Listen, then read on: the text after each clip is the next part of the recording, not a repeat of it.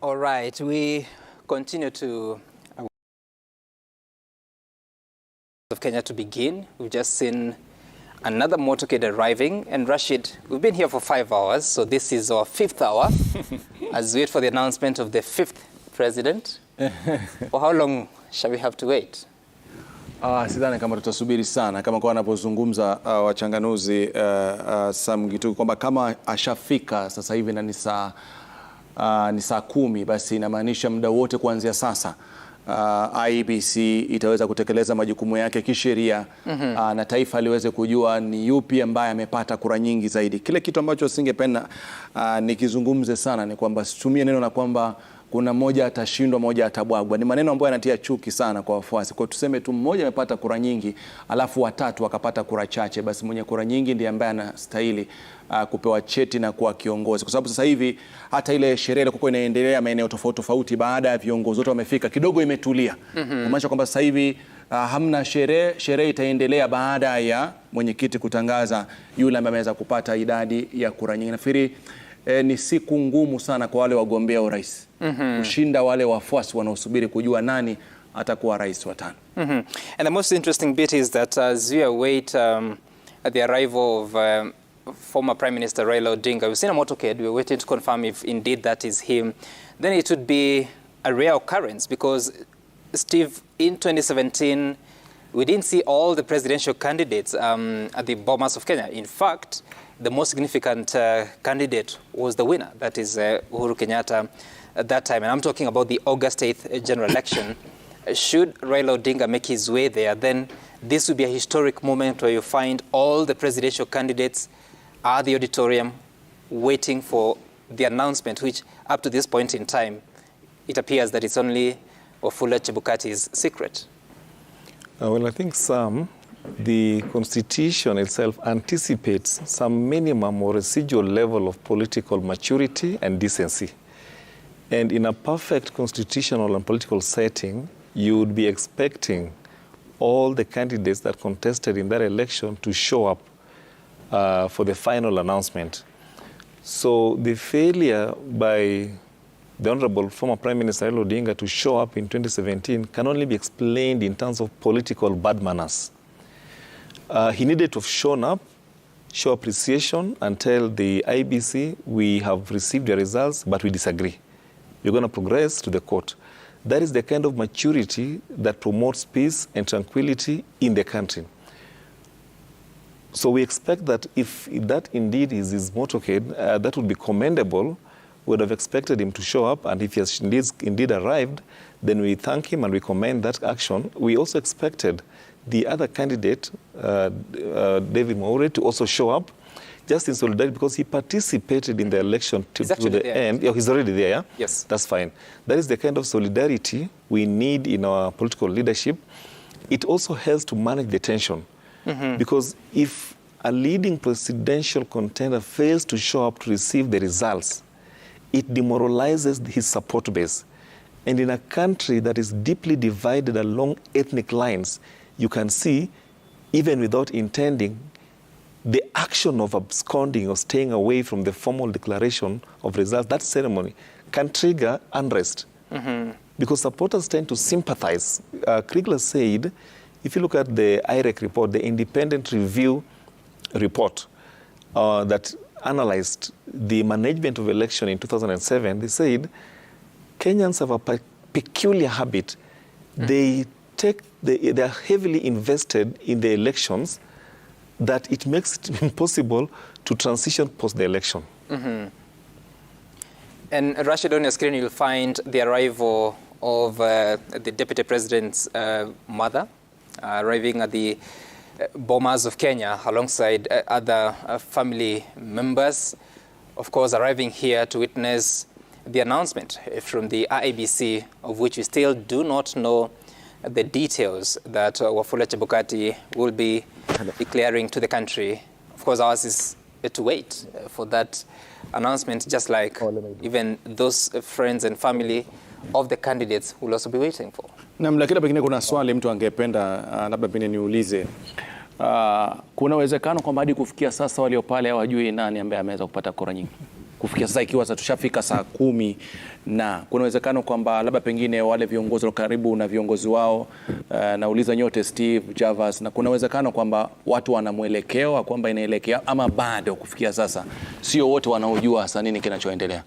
You see, Rashid, what I think reasonably so is that it is unimaginable that the leading presidential candidates or the presidential candidates would get invitation, especially in the case of the possible winner, without being told or hinted that he has got the chances, because in this case you have got only the 4 male presidential candidates. Secondly, elections such as this are a national security issue. It is unimaginable, improbable, that, for instance, the head of the military would be unaware of who has won this election. It would be unimaginable that the head of intelligence would be unaware of this who is the winner.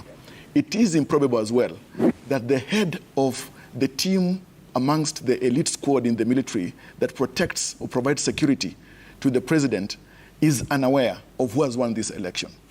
So looking at it from that, or from those kinds of lenses, it is possible that the person seated within Bomas right now, there are those who know who is the ultimate winner, possibly in this election, but it is just important that they embrace good manners and have civility throw its arms around them and wait for Chebukati, according by law, or to the law of the country, to make the official announcement.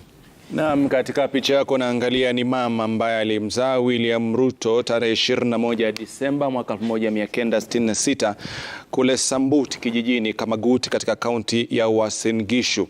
Anajulikana kama Sarah Cheruiyot. Ndio huyo ambaye amefika akisaidiwa kutembea mpaka amefika tafutiwa mahali yake, sehemu yake ya kukaa. Kwa ni kwamba amekuja pia vile vile kusubiri na kuona kama mwanawe huenda akawa amepata nafasi ya kuwa rais wa 5 wa jamhuri hii ya Kenya. Nafikiri ni mojawapo ya hatua nzuri. Java sasa yuko unatabasamu, lakini kama mzazi yoyote yule katika siku kama leo, ungetamani kwamba labda ile ndoto ambayo mwanangu anapigania, kwa wazazi ni furaha, kwa watoto pia ni furaha kwa wazazi wao, na pia vile vile kwa mke ambaye watu wameoa pia wanatamani kwamba mume wangu alichopigania akipate. Kwa hiyo siku muhimu sana kwa familia, ndugu, jamaa na marafiki. Kweli kabisa. Wacha niangalie kupitia kioo cha nyuma, pale ambapo hawa wagombea viti vya urais walikuwa wanawateua wagombea wenza. Je, asubuhi hiyo wagombea wenza hawa hawakujua? Walijua. Ndiposa wengine wao walikuja na familia zao kadhalika. Sidhani kama nikiangalia jinsi desturi ilivyo hapa Kenya, kuna mtu ambaye anaweza chukua jamaa na jamii nzima yake aende katika kikao, akitoka hapo atokwe na machozi. Sidhani kama mtu anaweza kuwa na furaha kama hiyo. Lakini wacha tusubiri tuone, kwa sababu kila mtu hapa amekuja na jamaa zake. Hatujaona ule ujumbe ambao umeandamana na manake hajafika Raila Amolo Odinga. Kwa pia tukiuona pia tutaangalia naye, kwa sababu tumeona tu magari ghafla yashafika katika mpango. Pia hatujamuona yeye mwenyewe kwa picha za moja kwa moja katika runinga. Kwa tusubiri, tukiuona tutakuja kujua kwamba je, ameandamana na nani na nani, alafu baadaye hizo hesabu taziweka meza. Kweli.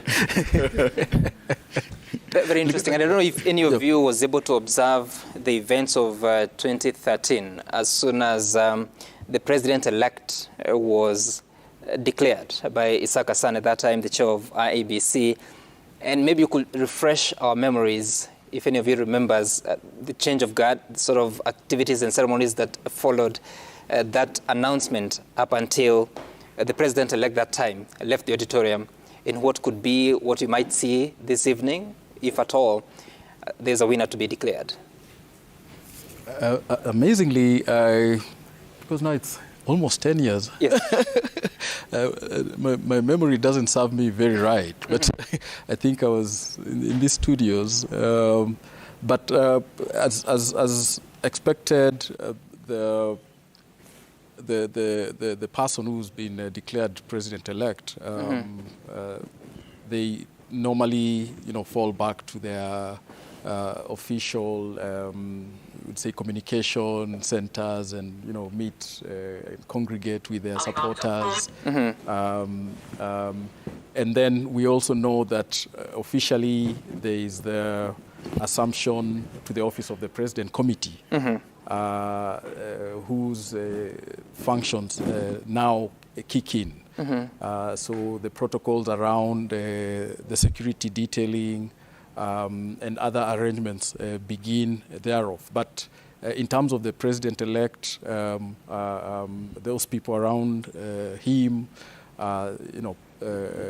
close supporters and supporters around the country, we know it's a jubilation. Right. Kenyans will pour out onto the streets and markets and villages and start, and there are also speeches that are expected from all the candidates, whether, indicating the direction they'll take. The president-elect obviously will present, and if I recall 2013, a speech of magnanimity, promising to get to Kenyans together, to work together. Obviously, at that time, there was indication from the other side that they would go to the Supreme Court. They're not satisfied with the elections results, and that had been earlier, indicated. So it was sort of, at least, the difference between then and this year is that, as we've seen since Kenyans finished voting, and today, we haven't had so much from the candidates. Okay. What I'm looking for is the specific changes that you witness, because I remember in 2013 how Uhuru Kenyatta got into the auditorium is not the same way he left that auditorium. He was, of course, surrounded by security.